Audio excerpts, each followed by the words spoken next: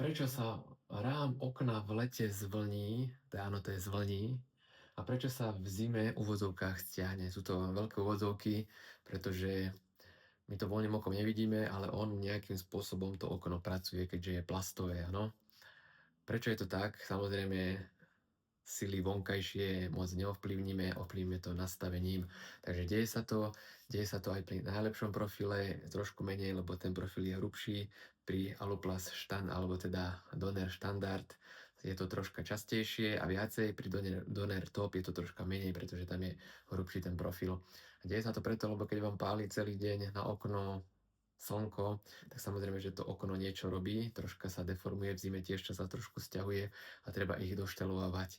Nie vždy, ale sú nejaké prípady, kedy ideme v zime štelovať okná a dvere, a kedy ideme v lete štelovať okná a dvere, pretože to proste pracuje. Takže je to normálna vec, nemusíte sa toho báť. Stačí, keď nám napíšete na Donner.sk, my vám to pekne doštelujeme a tie okná vám aj premažeme a pôjdu vám ako alabaster.